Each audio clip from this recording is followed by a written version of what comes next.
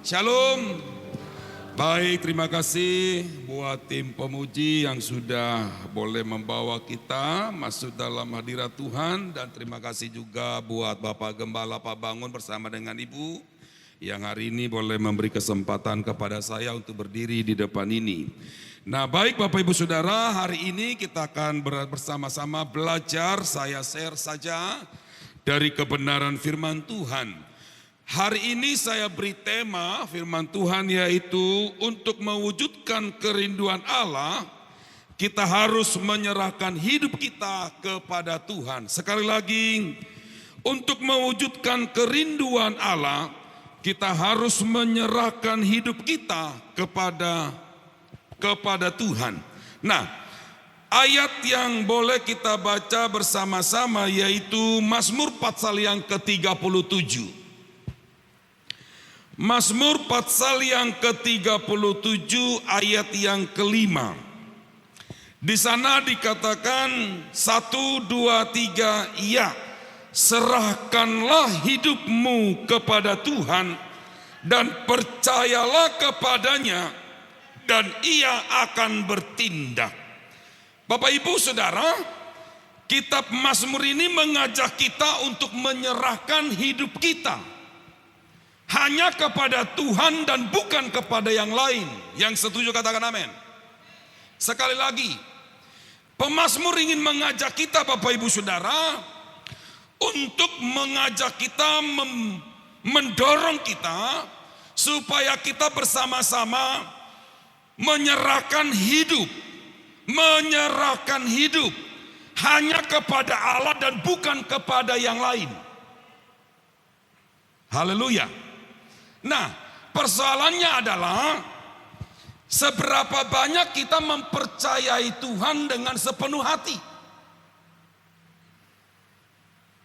Ada kadangkala, mohon maaf tidak ada maksud yang lain, kadangkala orang lebih percaya dengan apa yang sudah diberitakan oleh media yang sudah terjadi sebelumnya, sekarang diberitakan. Tetapi kebenaran firman Tuhan hampir dia tidak mempercayai karena memberitakan kehidupan yang sudah lalu, kehidupan yang sekarang, dan kehidupan yang akan datang. Hello? Nah, mengapa hal itu kok bisa terjadi Bapak Ibu? Lebih mempercayai apa yang sudah terjadi daripada yang mampu memberitakan yang sudah terjadi, yang sekarang terjadi, dan yang akan terjadi. Nah, baik kita harus bergumul dengan itu, mengakibatkan kita akhirnya menjadi kurang mempercayai Tuhan dengan sepenuh hati kita. Dengan kata lain Bapak Ibu, bahwa firman ini Tuhan ingin mengajak kita, pemazmur ingin mengajak kita untuk menyelaraskan keinginan kita, perkataan kita, sikap kita, cara kita dalam seluruh irama kehidupan kita agar selaras dengan Tuhan, agar benar-benar berjalan sesuai dengan Tuhan. Pikiran kita selaras dengan pikiran Tuhan, keinginan, kemauan kita, kesenangan kita harus selaras dengan keinginan, pikiran Tuhan. Bapak Ibu, tanpa kita sadari, seringkali kita menganggap ini tidak salah sepenuhnya ya. Tidak salah sepenuhnya, tapi menjadi perenungan bagi kita. Kadangkala orang Kristen itu, orang gereja itu, dia lebih sibuk ngurusin hal-hal yang untuk sementara daripada sibuk ngurusin untuk keabadian.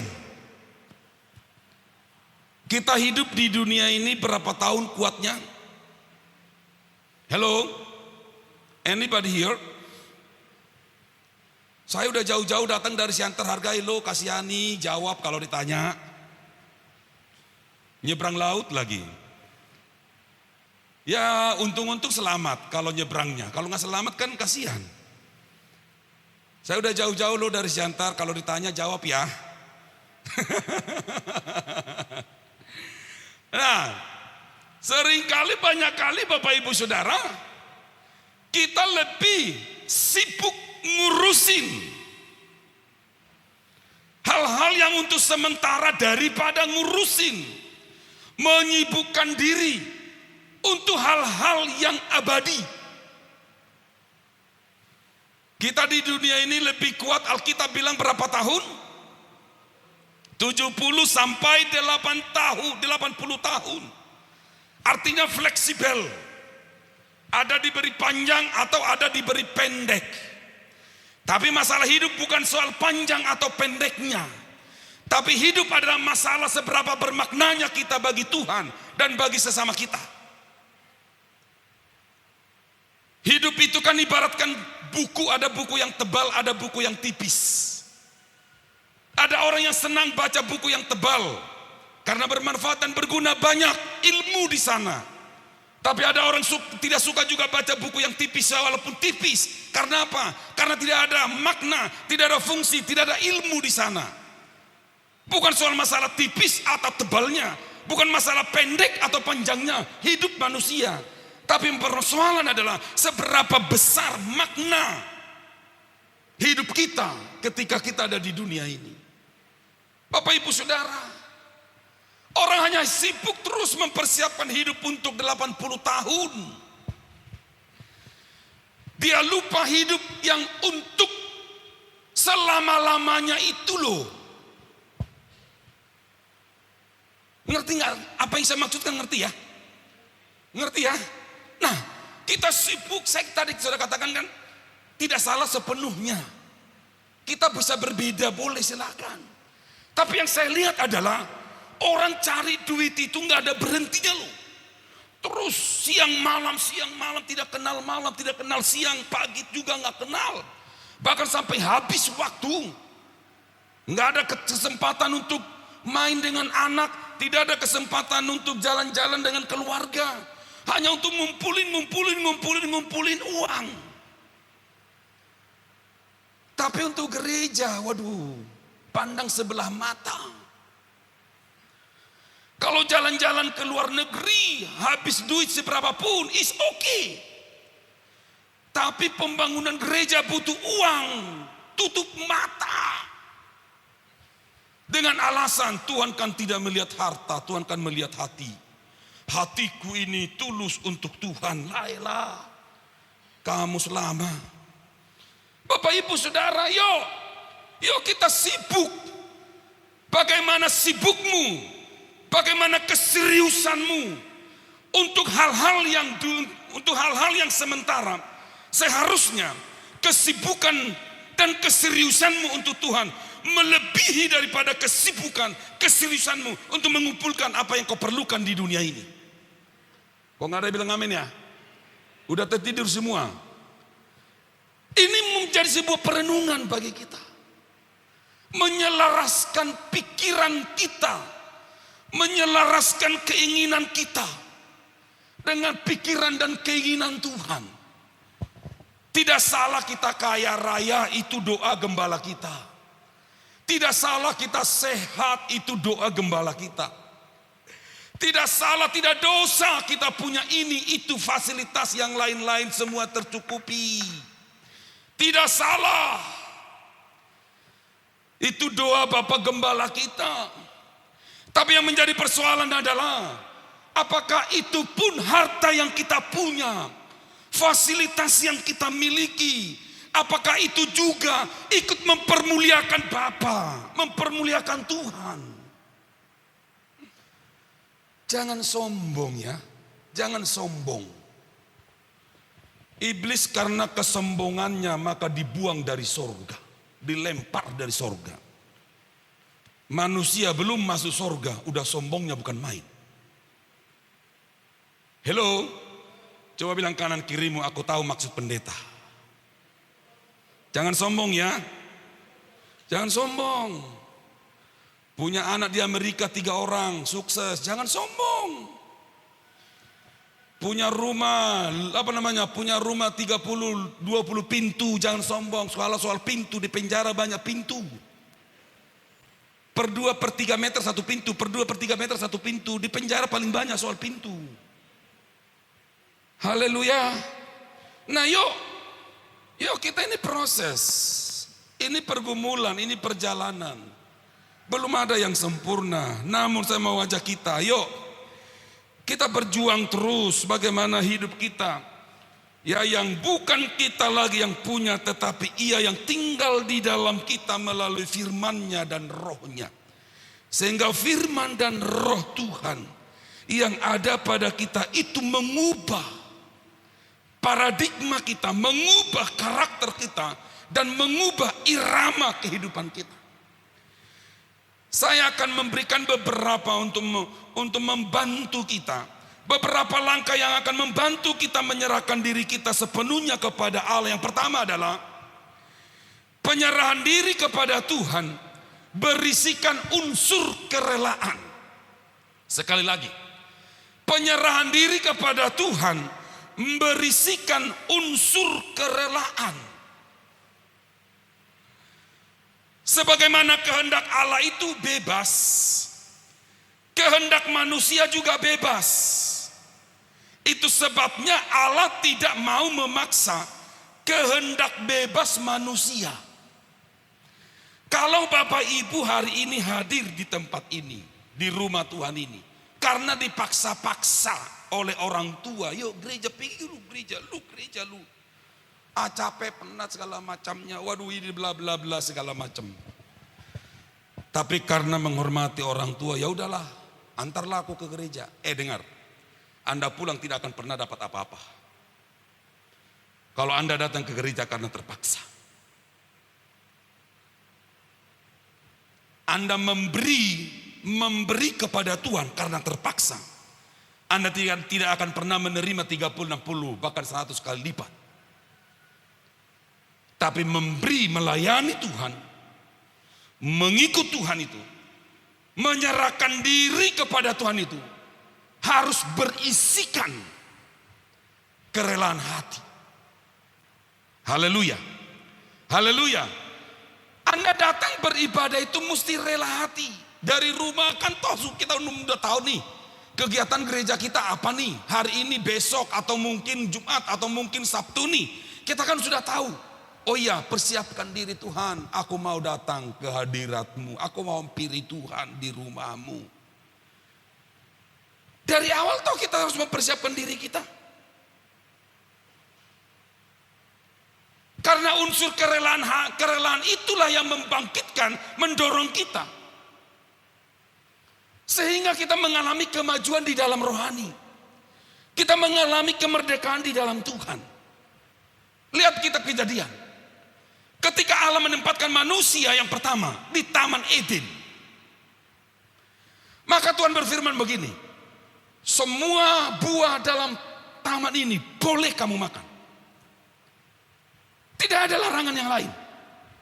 Tapi satu dari buah pohon ini, janganlah engkau memakannya. Kan hanya bicara sebuah tawaran. Kan bisa saja Allah bilang, Anda mau ngambil, pasti nggak akan bisa. Kenapa? Aku sudah kunci. Tuhan punya kuasa apa tidak? Punya kuasa apa enggak? Gampang enggak bagi Tuhan untuk ngomong begitu? Gampang. Tapi kan Tuhan bilang semua. Lalu ada tawaran yang lain. Ini juga kalau kau mau jangan yang satu ini jangan kau makan. Kalau kau makan kau mati. Dan saya melihat dan memperhatikan matinya itu waduh. Oke, secara rohani mati putus hubungan dengan Tuhan. Tetapi yang saya perhatikan adalah dari manusia pertama sampai sekarang mati benaran.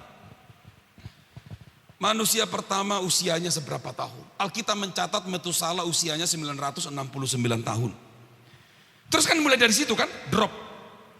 Turun 800, 700, 600, 400, 300 terus 100. Sama tanya nih, nggak tahu di Pulau Nias Gunung Sitoli. Kira-kira untuk menemukan orang meninggal 100 tahun masih banyak? Masih banyak? Jarang sudah. Berapa tahun banyak orang meninggal rata-rata? 40, 50 tahun. Betul? Siapa yang sudah 50 tahun? Ayo siapkan kuburannya. Nah artinya maksudnya apa? Sudah semakin singkat. Sudah semakin singkat. Saya ini udah 53 tahun loh. Coba. Kan sudah semakin singkat usia manusia. Semakin dekat dengan liang kubur. Lah, kalau saya masih main-main dengan Tuhan. Kalau saya masih main-main dengan dunia ini. Kalau saya masih main-main dengan panggilan saya. Waduh, gak tahu lagi deh. Mana lebih lama hidup di dunia atau hidup di keabadian? Lah kan kita bilang cepat kan di keabadian. Tapi untuk mempersiapkan diri di keabadian, waduh, mesti ngimpi dulu 73 kali. Padahal bahasa kita selalu bahasa-bahasa Tuhan toh. Saya pengen ke surga, saya. Saya pengen ke neraka, dia. Kan gitu-gitu. Tapi betul-betul gak menunjukkan sikap kita, karakter kita. Irama hidup kita menunjukkan kita mau ke surga. Kita bisa yang jawab. Nah, hal-hal itu Bapak Ibu Saudara. Jadi kalau memang Allah tidak memberikan, memaksakan kehendaknya bagi kita. Yuk. Mari kita benar-benar menunjukkan hidup dan tindakan kita itu. Bukan karena ada yang memaksa kita. John Burton dia menuliskan, pikiran atau kehendak adalah sesuatu yang bebas dan tidak dapat dipaksa tunduk pada otoritas Kristus. Artinya apa? Kalaupun kita sekarang nih kenal Tuhan nih, kalaupun kita sekarang nih hidup di dalam Kristus, itu karena pilihanmu gitu loh. Bukan karena dipaksa ibu gembala, para pelayan-pelayan. Ini kan hanya mentoring. Mendampingi. Kayak kebo. Kok kebo. Kayak anak kita nih. Lagi dia jalan ke kiri, padahal di kiri itu ada parit. Kan jangan-jangan nak, jangan nak. Ke kanan nak. Nah, itu tugas para mentor. Tapi kalau memaksa kita, waduh, nggak mungkin deh. Nggak bisa. Tuhan juga nggak bisa paksa kita. Seandainya Tuhan bisa paksa semua manusia, orang-orang sepulau Nias ini bisa nggak menjadi ikut dia kalau bisa dipaksa? Bisa. Mudah, gampang. Membuat kita hari ini menjadi kaya bisa nggak? Punya mobil Mercy, punya mobil Alphard hari ini bisa nggak? Bisa, bagi Tuhan terlalu gampang. Tapi selaras nggak kita dengan Tuhan? Makanya John Burton itu ngomong seperti itu. Tidak ada yang bisa memaksa pikiran dan hati manusia. Hanya Anda yang bisa memaksa pikiranmu. Hanya Anda yang menentukan pilihan hidupmu. Tapi ingat, segala keputusan dan pilihan yang kita buat, kita harus bertanggung jawab untuk resikonya. Salah memilih berarti salah hasil. Dengan pilihan dan keputusan kita, itu akan menentukan akan seperti apa hidup kita ke depannya. Tanpa kerelaan hati, manusia tidak dapat mempersembahkan apapun kepada sesamanya. Apalagi mempersembahkan sesuatu kepada Tuhan yang dia sembah. Kehendak manusia tidak dapat dipaksa oleh siapapun, termasuk Allah yang penuh dengan kuasa. Maka manusia itu sendirilah yang memilih untuk menyerahkan diri dan hidupnya pada Allah atau tidak sama sekali. Wahyu 3 ayat yang ke-20. Di sana dikatakan apa? Lihat, aku berdiri di depan pintu dan mengetuk. Jika ada yang mendengar suaraku dan membukakan pintu, aku akan masuk mendapatkannya. Dan aku akan makan bersama-sama dengan dia. Dan dia bersama-sama dengan aku. Ayat yang menggambarkan bahwa Allah dalam Yesus Kristus tidak dapat memaksa kehendak manusia, tetapi menunggu manusia memberi respon, manusia memberi kesempatan bagi Allah untuk masuk dalam kehidupan manusia dan melakukan sesuatu. Jika saja Allah memaksa kehendak kepada manusia, maka kisah dosa pasti tidak ada.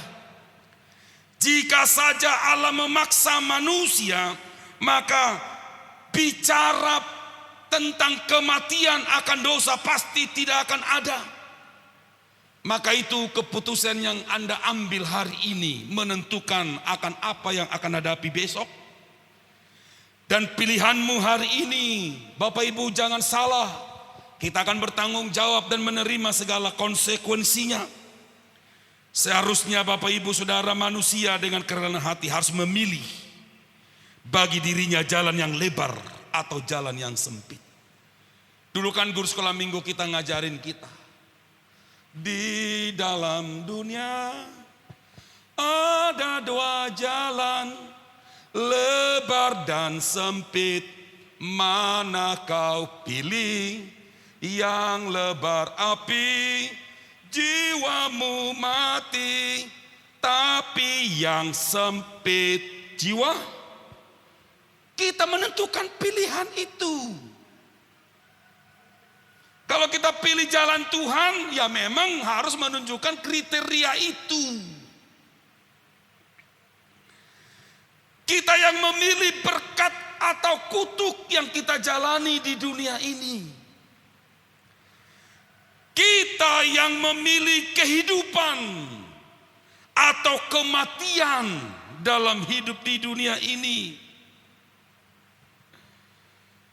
Jack Canfield, dia menuliskan, jika Anda sungguh-sungguh pada tujuan hidupmu, orang, sarana, dan berbagai kesempatan yang Anda perlukan secara alamiah akan datang pada Anda. Yuk, Anda sungguh-sungguh nggak dengan tujuanmu? Orang yang ahli dalam segala hal itu nggak maksimal hidupnya. Bengkel sepeda bisa, bengkel kapal bisa, apalagi bengkel kipas angin bisa, semua bisa. Kira-kira maksimal enggak? Enggak. Contoh, satu obat semua bisa menyembuhkan semua penyakit. Lah, ngapain lagi dokter spesialis? Ngapain lagi kimia farma? Ngapain lagi di segala macamnya? Coba. Kan aneh. Maka kalau kita mau maksimal dalam satu, yuk seriusi satu. Maksimal di situ. Maka saya percaya Anda akan benar-benar menunjukkan kualitasmu itu apa. Karena itu adalah tindakan yang bijaksana jika dengan sukarela kita menyerahkan kehidupan kita kepada Allah saja. Dengan menyerahkan kehidupan kita pada Allah, Ia dapat melakukan apa saja dalam membantu kita untuk mewujudkan impian besar yang kita miliki menjadi sebuah kenyataan. Bapak Ibu, yang kedua adalah penyerahan diri pada Tuhan haruslah dengan kerendahan hati.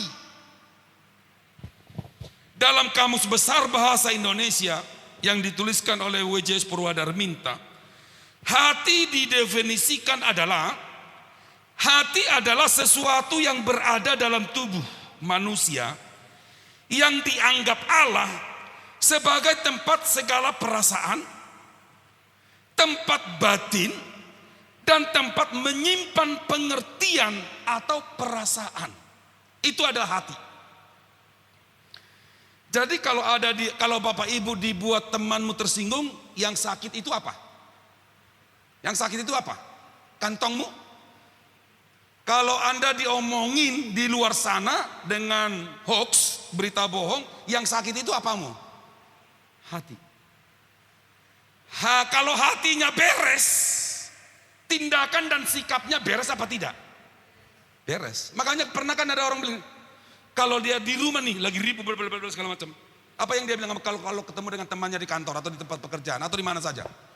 Jangan ganggu saya. Kumakan kau nanti. Coba. Berarti manusia itu kan makan orang. Kumakan kau nanti. Awas jangan ganggu aku. Loh, kau kenapanya kau? Mimpi apa kau tadi malam? Jangan ganggu aku. Lagi-lagi tidak enak hati aku sekarang. Coba, bangga nggak? Hatinya lagi rusak. Bangga kan? Nggak ada kerendahan hatinya. Coba langsung dia bilang, oh iya, tolong lo bantu doa saya ya. Kenapa? Aduh, lagi sakit hati aku nih. Kenapa? Iya, lagi banyak masalahku, banyak pergumulanku, bla bla bla bla bla segala macam. Kenapa nggak rendah hati ngaku datang? Ya mungkin sama sesama mentor nggak, mungkin dia nggak percaya, tapi datang kepada gembala. Pak, tolong doakan saya, Pak. Kenapa? Aku begini. Daripada banyak orang nanti yang terganggu karena aku sakit hati, mending aku datang langsung berita, cerita. Itu orang yang rendah hati. Maka orang yang datang kepada Tuhan dengan menyerahkan hidupnya harus berisikan bukan saja kerelaan, tapi juga berisikan kerendahan hati. Jangan sombong, mesti terbuka. Makanya ada kata orang bisa ngomong begini, you are what you think. Yang artinya adalah Anda adalah apa yang Anda pikirkan. Anda sekarang berpikir tentang dirimu apa? Aku lemah, aku miskin, aku segala macam. Yang negatif-negatif. Mana lebih baik daripada Anda berpikir saya kuat, saya sehat, saya orang paling terganteng di dunia ini, saya orang yang paling tercantik di dunia ini, saya orang yang paling terbaik di dunia ini. Mana yang lebih baik? Yang pertama atau yang kedua?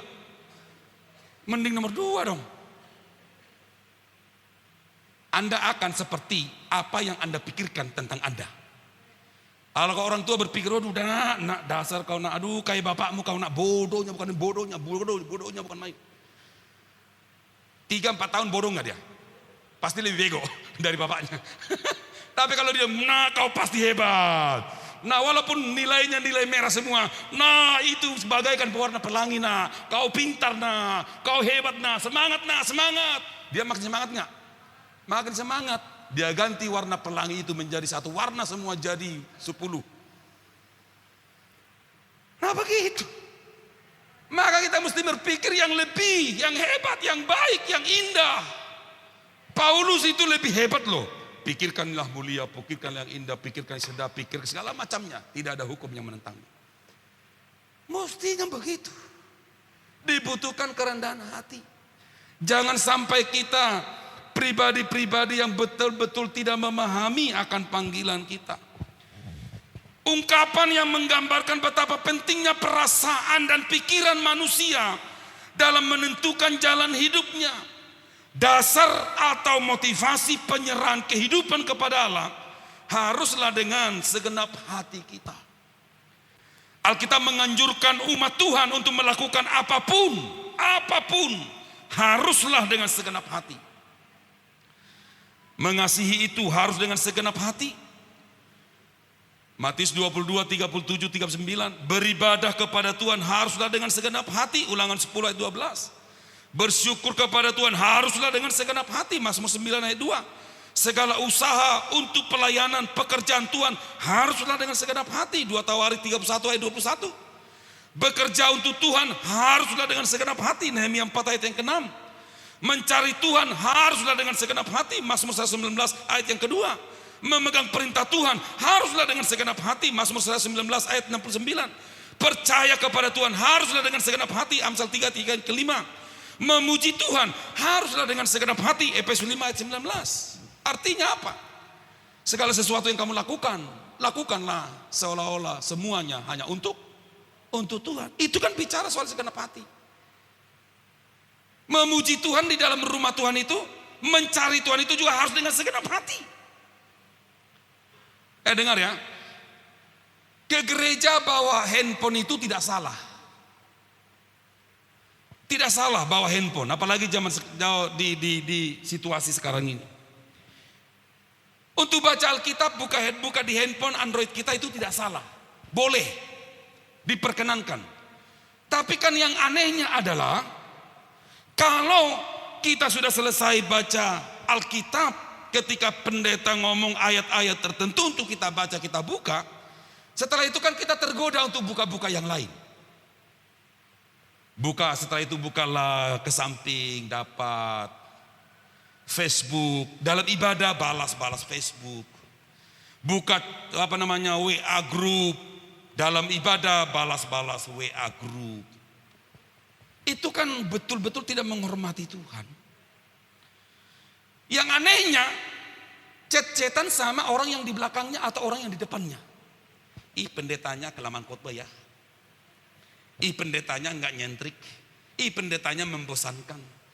Bosan gua kata gitu. Coba. Yang di depannya nih, balas lagi ke belakangnya. Coba. Kita mau buat apa Tuhan gitu loh. Padahal kita bilang, aku mengasihi engkau Tuhan dengan segenap hatiku.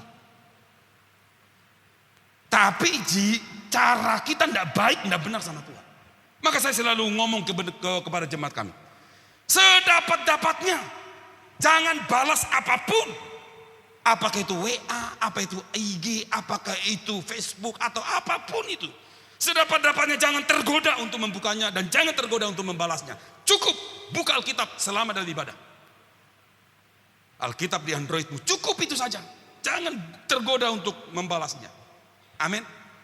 Karena segala-galanya kita percaya Tuhan ada bersama dengan kita.